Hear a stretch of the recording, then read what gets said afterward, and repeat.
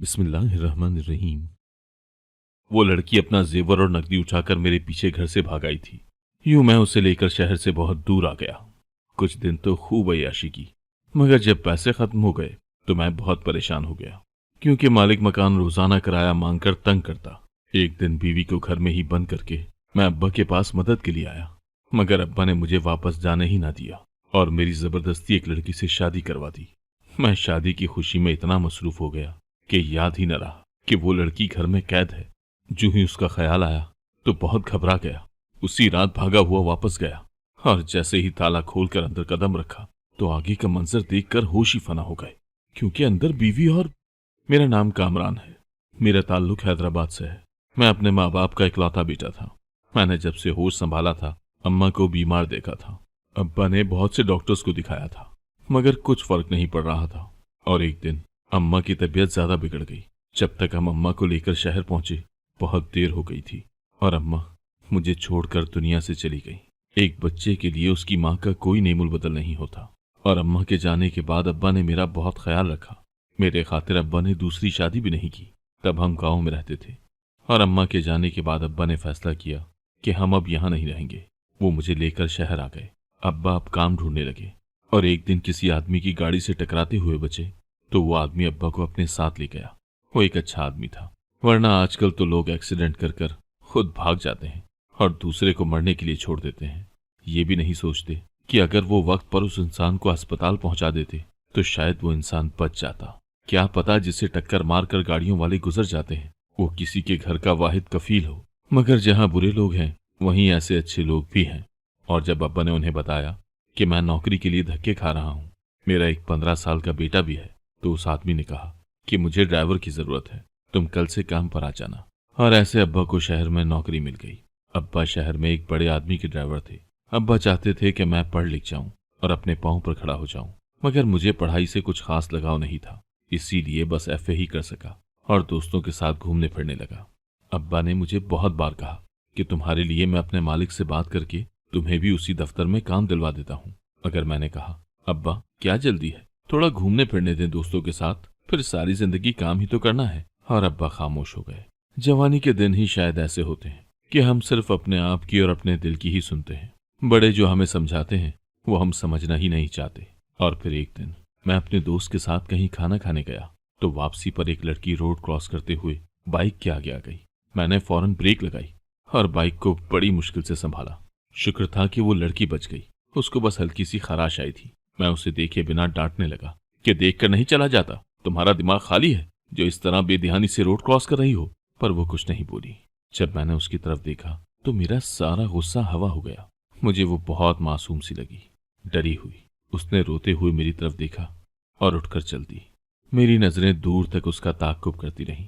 मेरे दोस्त ने कहा कामरान साहब वापस लौट आइए, वो जा चुकी है और अब हमें भी घर चलना चाहिए। तो मैं हंसते हुए बाइक स्टार्ट करने लगा। जब से मैंने उस लड़की को देखा था, जैसे ही आंखें बंद करता तो उसका मासूम चेहरा सामने आ जाता। पता नहीं क्या था जो वो लड़की अभी तक मेरे जहन से नहीं निकल रही थी। इस बात को 4-5 माह हो गए थे और मैं अपनी जिंदगी की रूटीन में दोबारा मसरूफ हो गया। कुछ दिनों से अब्बा की तबीयत ठीक नहीं थी। डॉक्टर्स ने कहा था कि अब्बा को मौसमी बुखार है और मैं मेडिकल स्टोर पर अब्बा की दवाई लेने आया था। जैसे ही पीछे मुड़ा तो वही लड़की मेरी ही तरफ आ रही थी। मैं उसे देखकर वहीं रुक गया। वो मेडिकल स्टोर आई और स्टोर वाले से कहा जले हुए के लिए कोई दवा दे दो। तो उस आदमी ने कहा आप कल जो दवा लेकर गई थी उसके पैसे बाकी हैं और अब पैसों के बिना आपको दवाई नहीं दे सकता। वो लड़की वापस जाने लगी। जब मैंने मेडिकल स्टोर वाले से कहा आप इन्हें दवाई दे दें और पैसे मुझसे ले लें, मगर उस लड़की ने कहा आपका बहुत शुक्रिया, मगर मुझे किसी का एहसान नहीं चाहिए। तो मैंने कहा मैं आप पर कोई एहसान नहीं कर रहा, आप मेरा नंबर ले लें, जब चाहें आप पैसे वापस कर दीजिएगा।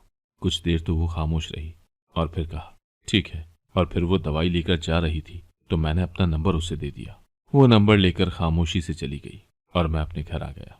मैं अब्बा को दवा दे रहा था, मगर मेरी सोच अब भी वहीं रुकी थी कि वो कौन है, कहाँ रहती होगी। मुझे इस तरह सोच में गुम देखकर अब्बा ने कहा कामरान क्या बात है, क्या सोच रहे हो तुम? मैंने कहा कुछ नहीं अब्बा, बस वैसे ही। अब्बा ने कहा जब तक मेरी तबीयत ठीक नहीं हो जाती तुम मेरी जगह काम पर चले जाओ। मैंने अपने मालिक से बात की थी तुम्हारी, जब तक मैं बीमार हूँ मेरा बेटा आ जाया करेगा काम पर। इसीलिए बेटा अब सुबह से तुम काम पर चले जाना। मैं अब्बा को इनकार नहीं कर सका और सुबह ही काम पर चला गया जहां अब्बा काम करते थे। वो आदमी वाकई बहुत अच्छा था। मैं जैसे ही उस आदमी से मिला तो उसने सिर्फ इतना पूछा, तुम रियाज के बेटे हो? मैंने कहा जी। वो आदमी मेरे अब्बा की उम्र का ही था। उसने कहा गाड़ी निकालो, मुझे कुछ देर के लिए घर जाना है। और जब घर पहुंचे तो मैं ये देखकर हैरान रह गया कि जितना आलीशान दफ्तर था उतना ही बड़ा उस आदमी का घर था। उसने चौकीदार से कहा कि इस लड़के को चाय वगैरह पिलाओ। मैं हैरान था कि इतना अमीर आदमी और उसमें अकड़ वगैरह बिल्कुल नहीं थी। जितना अल्लाह ताला ने उसे नवाजा था वो उतना ही सादा सा और नर्म तबीयत का इंसान था। मैं वहीं चौकीदार के पास बैठ गया। अब अब्बा ठीक हो चुके थे। अब्बा चाहते थे कि मैं अब काम करता रहूं, मगर मैंने अब्बा को कहा कि मुझे ये काम नहीं करना, कोई और काम हुआ तो मैं कर लूंगा। मैं ये कहकर अपने कमरे में आ गया। उसी वक्त किसी अनजान नंबर से कॉल आने लगी। मैंने जैसे ही कॉल अटेंड की तो आगे से कोई आवाज नहीं आई। मैंने कॉल काट दी। फिर दोबारा से कॉल आई तो मैंने कहा जब आगे से बोलना ही नहीं होता तो कॉल क्यों करते हो? तब किसी ने कहा मैं हूं, आपके पैसे देने थे इसलिए कॉल की थी। मैंने कहा कौन से पैसे और आप कौन हैं? तो उस लड़की ने कहा उस दिन मेडिकल स्टोर पर आपने मेरी दवाई के लिए पैसे दिए थे और कहा था कि मुझे इस नंबर पर कॉल करके पैसे वापस दे देना। मैं उसकी आवाज सुनकर कुछ देर तक तो बोल ही नहीं सका। फिर मैंने उस लड़की से कहा मुझे पैसे नहीं चाहिए, आप रहने दें, 1000 ही तो है, इतने पैसों के लिए आप परेशान ना हो। वो अभी बात कर ही रही थी जब किसी ने आवाज दी और कहा कहाँ मर गई हो काम चोर? तो उसने घबराते हुए कॉल काट दी थी। पता नहीं क्यों मैं ना चाहते हुए भी उस लड़की के बारे में सोचने लगा था और तब से बार बार मोबाइल को देखता कि उसकी कॉल आई या नहीं। और फिर एक दिन मैंने खुद ही उसे कॉल कर ली मगर किसी ने उठाई नहीं। मैंने एक बार दोबारा कॉल की, अब की बार कॉल अटेंड कर ली गई थी। मैंने कहा आपने उस दिन अचानक कॉल काट दी थी तो मैंने सोचा कि पूछ लूं आप ठीक तो है ना? दरअसल मुझे कुछ समझ ही नहीं आ रहा था कि क्या बात करूं। अचानक मुझे महसूस हुआ जैसे वो रो रही हो और मेरे दिल को कुछ हुआ था। मैंने फौरन पूछा क्या बात है, तुम रो क्यों रही हो? तो उसने कॉल काट दी। मैंने फिर से ट्राई किया तो इस बार नंबर ऑफ आ रहा था। मैं बड़ी बेचैनी से टहलने लगा जब अब्बा मेरे कमरे में आए और कहा क्या बात है, कुछ दिनों से देख रहा हूं कि तुम कुछ उलझे से लगते हो। मैंने कहा अरे नहीं अब्बा, ऐसा कुछ नहीं है। अब्बा ने कहा कोई मसला है तो बता दो मुझे, ऐसे परेशान ना हुआ करो। अब्बा कहकर सोने के लिए चले गए मगर मुझे कहाँ नींद आनी थी। मैं अपने दिल की बेचैनी को समझ ही नहीं पा रहा था। और फिर एक दिन उस लड़की ने खुद ही कॉल की और कहा कि वो मुझसे मिलना चाहती है। मैंने फौरन हाँ कर दी और उसकी बताई हुई जगह पर मिलने चला गया। जब वो आई तो उसके हाथ में एक बैग था। मैंने कुछ ना समझते हुए उससे कहा आप कहीं जा रही हैं? तो उसने मुझसे कहा क्या आप मेरे लिए कुछ कर सकते हैं? मैंने कहा जी जरूर। तो उसने कहा मैं अपना घर छोड़ आई हूं। और वो रोने लगी। फिर कहने लगी आप मुझसे शादी कर लें, मैं आपको कभी तंग नहीं करूंगी, जहां रखेंगे जिस हाल में रखेंगे मैं रह लूंगी। मुझे खामोश देखकर उसने कहा मैं जानती हूं आप क्या सोच रहे होंगे कि मैं कैसी लड़की हूं जो खुद आपसे शादी का कह रही है, जिसके बारे में आप कुछ जानते भी नहीं। लेकिन मुझसे उसके आंसू नहीं देखे जा रहे थे। मैंने कहा आप परेशान ना हो, मैं आपसे शादी के लिए तैयार हूं। और मैं उसे लेकर शहर छोड़कर आ गया था। फिर एक जगह देखकर रहने के लिए घर किराए पर ले लिया और उस लड़की जिसका नाम नाहिद था उससे शादी कर ली। अब हम वहीं रहने लगे। फिर उसने कहा मैं अपने बारे में आपको सब कुछ बताना चाहती हूँ। जब से मैंने होश संभाला था सिर्फ अपने मामू को देखा था, अम्मा बाबा का तो मुझे कुछ पता ही नहीं था। जब मामू से पूछती कि मेरे अम्मा और बाबा कहाँ हैं तो वो कहते कि एक हादसे में उनकी डेथ हो गई थी, तब तुम 2 माह की थी और तब से मैं ही तुम्हें संभाल रहा हूँ। मैं बहुत छोटी थी, कुछ समझ ही ना पाई थी कि सच क्या है। और जब थोड़ी अकल आने लगी तो मामू से कहा कि मुझे स्कूल जाना है। मामू ने जवाब दिया कि मेरे पास इतने पैसे नहीं है कि तुम्हारे खर्चे उठा सकूं। शुक्र करो कि खाने को 2 वक्त का खाना मिल जाता है। मैं ही हूं जो तुम्हें खिला पिला रहा हूं, कोई और होता तो तुम्हें यतीम खाने में भेज देता। मैं रोने लगती और अल्लाह ताला से बातें करती कि या अल्लाह मैं कितनी बदनसीब हूं जिसने अपने माँ बाप को देखा तक नहीं और वो दुनिया से चले गए। और मैं ऐसे ही रोती हुई रोज सो जाती। मैं और मामू जहाँ रहते थे वो 3 कमरों पर मुश्तमिल घर था। मामू रोज सुबह निकल जाते और रात को घर आते। मुझे अकेले घर से खौफ महसूस होता था। मैं अब बड़ी हो चुकी थी। और फिर एक दिन मामू किसी औरत को अपने साथ घर ले आए। मैंने पूछा तो मामू ने कहा कि ये तुम्हारी मुमानी है, मैंने शादी कर ली है, तुम जाओ और हमारे खाने के लिए कुछ ले आओ। मैंने कहा मामू घर में तो पकाने के लिए कुछ नहीं था। तब मामू गुस्से से चिल्लाने लगे कि सारा दिन घर में करती क्या हो, बाहर जाकर सब्जी नहीं ला सकी तुम। और मामू ने मुझे बालों से पकड़ लिया और दीवार में दे मारा। मेरे सर से खून निकलने लगा था, मगर किसी को मुझ पर तरस नहीं आया और मैं खुद ही गिरती पड़ती बाहर गई और पाइप से पानी अपने सर पर डालने लगी। मैं रोती रही। जब आंख खुली तो सर में दर्द हो रहा था और मुझसे हिला तक नहीं जा रहा था। मामू अपनी नई नवेली दुल्हन को लेकर कहीं गए हुए थे। मैं चादर ओढ़कर घर से बाहर निकली और साथ वाले हमसाये का दरवाजा बजाया तो घर से एक बूढ़ी औरत बाहर निकली।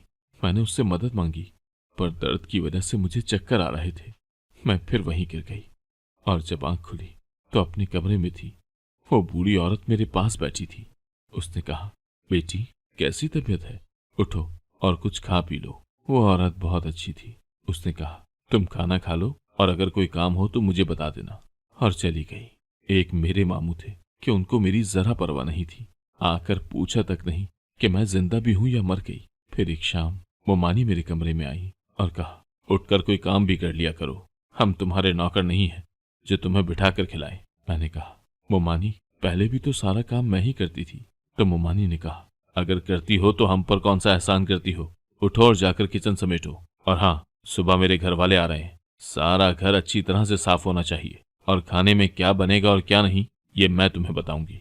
फिर सुबह होते ही मैंने सारे घर को साफ किया और जो मोमानी ने कहा वो खाना बनाया। रात को मैं अपने कमरे में आ गई तो मोमानी का भतीजा मेरे कमरे में आ गया और कहने लगा कि हम आपके घर आए हैं और आप हमसे मिली भी नहीं।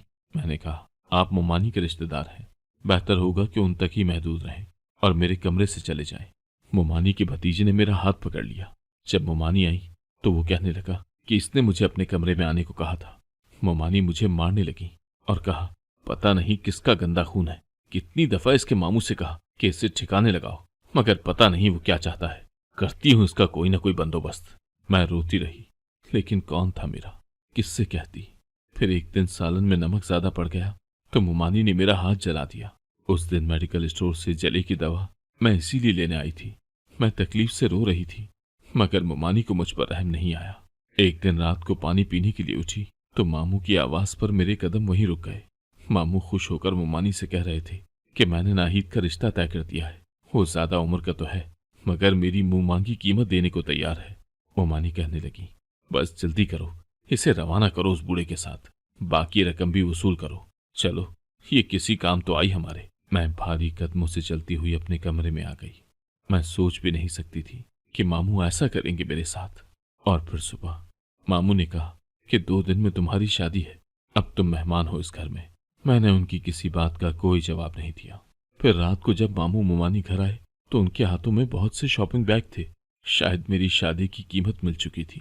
मामू और मोमानी समझे कि मैं सो चुकी हूँ, मगर उनके कमरे में जाते ही मैं खिड़की के साथ लगकर उनकी बातें सुनने लगी। मुझे अपने कानों पर यकीन नहीं आया जब मोमानी ने कहा, तुम्हारी बेटी भी तो खूब ऐश कर रही है, बस मैं तुम्हें बता रही हूँ, जैसे ही ये पैसे खत्म होंगे तो हम ये घर बेचकर उस आलीशान बंगले में रहने चले जाएंगे जहाँ तुम्हारी बेटी मजे कर रही है। मामू की बेटी भी है और मुझे खबर तक नहीं। फिर मामू कहने लगे, अरे नहीं, वो तो मुझे पहचानती भी नहीं थी। वो तो एक दिन मैंने उसे वो तस्वीर दिखा दी जो मैंने उस वक्त बनाई थी जब उसे मालिक की बेटी बनाकर मालिक को दे दिया था और मालिक से कहा था कि मेरी बेटी तो पैदा होते ही मर गई है, क्योंकि मालिक की बेटी भी उसी अस्पताल में पैदा हुई थी और मेरी भी। उस दिन मुझे पता चला कि ये आदमी जिसको मैं अपना समझती रही, उससे तो मेरा कोई रिश्ता ही नहीं था। मैंने उसी रात फैसला किया कि मुझे अब क्या करना है। जब तुम मुझे उस दिन मिले और अपना नंबर दिया, मैंने उसी दिन सोच लिया था कि मुझे क्या करना है। अगले दिन जब मामू ने मोमानी से कहा कि नाहिद को अच्छे से तैयार कर दो, रात में इसका निकाह है, तो मोमानी ने मुझे चाय लाने को कहा। मैंने चाय में नींद की गोलियां मिक्स कर दी और चाय पीते ही वो गहरी नींद सो गई और मैं खुद सारा जीवर और पैसे समेट कर निकल पड़ी। इसीलिए उस दिन तुम्हें इतनी रात को वहां बुलाया था। नाहिद मुझे ये सब बताते हुए कितना रो रही थी। मैं नाहिद के बारे में सब कुछ जान चुका था और हैरान था कि कोई इतना खुदगर्ज कैसे हो सकता है। अपनी औलाद के सुख के लिए किसी दूसरे की औलाद के सुख कैसे छीन सकता है। मैंने नाहिद को तसल्ली दी कि अब तुम तन्हा नहीं हो, मैं हूं तुम्हारे साथ। नाहिद के चेहरे पर एक सुकून और इत्मीनान देखा था मैंने। वो शायद दिल का बोझ हल्का होने पर आया था। हमें शहर छोड़े हुए 3 माह हो गए थे। जो कुछ पास था सब खर्च हो चुका था। वो लड़की अपना जेवर और नकद उठाकर मेरे पीछे घर से भाग आई थी। यूं मैं उसे लेकर शहर से बहुत दूर आ गया। कुछ दिन तो खूब अय्याशी की, मगर जब पैसे खत्म हो गए तो मैं बहुत परेशान हो गया, क्योंकि मालिक मकान रोजाना किराया मांग कर तंग करता। एक दिन बीवी को घर में ही बंद करके मैं अपने अब्बा के पास मदद के लिए आया, मगर अब्बा ने मुझे वापस जाने ही न दिया और मेरी जबरदस्ती एक लड़की से शादी करवा दी। मैं भी शादी की खुशी में इतना मसरूफ हो गया कि याद ही न रहा कि मैं अपनी पहली बीवी को घर में कैद करके आया था। यूं ही उसका ख्याल आते ही मैं बहुत घबरा गया और उसी रात भागा हुआ वहां गया। मगर जैसे ही ताला खोलकर अंदर कदम रखा तो आगे का मंजर देखकर होश ही फना हो गए, क्योंकि अंदर मेरी बीवी और मेरा 2 माह का बच्चा सो रहे थे। जब आहट सुनने पर नाहिद उठी थी। उसने उठते ही मुझसे पूछा, कहाँ थे तुम? मुझे छोड़कर कहाँ चले गए थे? तो मैंने उससे पूछा, ये बच्चा किसका है? वो मुझे हैरत से देखने लगी और कहने लगी, ये किसी का नहीं, तुम्हारा बच्चा है। तुमने तो जाने के बाद पलटकर पूछा भी नहीं। मैंने रोते हुए अपने बच्चे को खुद से लगा लिया और प्यार करने लगा। नाहिद से भी माफी मांगी। फिर नाहिद को बताया कि मैं जब अब्बा से पैसे लेने गया तो अब्बा ने मुझे वापस आने ही नहीं दिया और मेरी शादी करवा दी, वो भी उस लड़की से जिसके बाप के पास अब्बा नौकरी करते थे। अब्बा बीमार थे, मैं उनकी देखभाल में लग गया, लेकिन कुछ ही दिनों में अब्बा का इंतकाल हो गया और मुझसे अब्बा ने वादा लिया था कि मैं कभी भी उनके मालिक का साथ न छोड़ूं। मालिक की बेटी बहुत गुरूर वाली और बिगड़ी हुई थी, मगर मालिक खुद बहुत अच्छा था। मालिक की बीवी अस्पताल में दाखिल थी, मगर उसकी बेटी को कोई परवाह नहीं थी। वो अपनी अय्याशियों में घूमती फिरती रही। उसे देखकर लगता ही नहीं था कि वो उनकी बेटी है। वो ये शादी भी नहीं करना चाहती थी, वो तो किसी और को पसंद करती थी। मगर मालिक ने जब कहा कि मैं तुम्हें आग कर दूंगा अगर तुमने मेरी बात न मानी, तो उसे मजबूरन मुझसे शादी करना पड़ी। लेकिन उसने शादी करते ही मुझे घर से बाहर निकाल दिया और मालिक से कहा कि कामरान खुद घर छोड़कर गया है। मैंने एक दिन सब कुछ अपने मालिक को बता दिया तो उन्होंने कहा कि तुम अपनी बीवी को वापस ले आओ। ये सब कुछ सुनकर नाहिद कहने लगी, मुझे आपसे कोई गिला नहीं। फिर मैं नाहिद को और अपने बच्चे को लेकर वापस अपने घर आ गया। जब मालिक से बात हुई तो उन्होंने मुझे कहा कि अपनी बीवी और बच्चे को लेकर हमारे घर आओ खाने पर, मगर मैंने कहा आपकी बेटी बुरा मान जाएगी। मालिक कहने लगे, वो यहाँ नहीं है। और जब मैं मालिक के घर पहुंचा तो मालिक मेरी बीवी को देखकर कुछ हैरान से हो गए। मैंने पूछा, मालकन कैसी हैं अब? तो उन्होंने कहा, आओ मैं तुम्हें उससे मिलाता हूँ। जैसे ही मैं उस कमरे में दाखिल हुआ तो मैं हैरान रह गया, क्योंकि वो औरत तो बिल्कुल मेरी बीवी जैसी लग रही थी। नाहिद भी हैरत से उस औरत को देखने लगी। जब मालिक ने मुझसे पूछा कि तुम्हारी बीवी के घर वाले कहाँ हैं, तो मैंने कहा कि नाहिद के माँ बाप फौत हो चुके हैं और इसे इसके मामू ने पाला था। मगर इससे पहले कि मैं कुछ और कहता, उन्होंने एक तस्वीर निकाल कर दिखाई और कहा, यही नाहिद के मामू है ना? नाहिद ने देखते ही कहा, जी हाँ यही है, मगर आप इन्हें कैसे जानते हैं? और तब उन्होंने बताया कि यह आदमी हमारे ऑफिस में चाय सर्व करता था, बहुत गरीब था, इसीलिए हमने इसे घर का फर्द बना लिया। मगर ये नहीं जानते थे कि ये सांप बनकर हमें डस लेगा। फिर हमें पता चला कि वो मेरी बेटी को लेकर भाग गया है। हमने हर जगह उसे ढूंढा, मगर कोई सुराग नहीं मिला। एक दिन जब वो अपनी सगी बेटी से मिलने आया तो मुझे देखते ही छुप गया। मैंने उसे देख लिया था और उसका पीछा किया और उसे पकड़ लिया, मगर उसने कहा कि मेरी बेटी घर से भाग गई थी और एक नंबर दिया कि इस पर किसी से बात करती थी। जब मैंने उस नंबर का पता करवाया तो वो नंबर कामरान तुम्हारा था। इससे पहले कि मैं तुमसे कुछ और पूछता, तुमने खुद ही मुझे बता दिया कि तुमने शादी की थी, इसीलिए तुम यहां से चले गए थे। तब मैंने तुम्हें कहा कि अपनी बीवी को लेकर हमारे घर आओ। नाहिद किसी और की नहीं बल्कि हमारी बेटी है। नाहिद रो रही थी और मैं सोच रहा था कि जिंदगी कैसे कैसे इम्तहान लेती है। नाहिद को उसके माँ बाप मिल गए, मगर उन लोगों को दूसरों की जिंदगियों से खेलकर क्या मिला? हम दूसरों को धोखा देकर ये क्यों भूल जाते हैं कि हमसे कभी हिसाब नहीं होगा। अगर अल्लाह ने हमारी रस्सी ढीली छोड़ दी है तो उसका ये मतलब तो नहीं कि हमारी कभी पकड़ नहीं होगी। अगर आपको आज की कहानी पसंद आई है तो वीडियो को जरूर लाइक कीजिएगा और अपने दोस्तों के साथ भी शेयर कीजिएगा। और हाँ, अगर आपने अभी तक हमारा चैनल सब्सक्राइब नहीं किया तो जरूर सब्सक्राइब करें। मिलते हैं कल एक नई और दिलचस्प कहानी के साथ। अल्लाह हाफिज।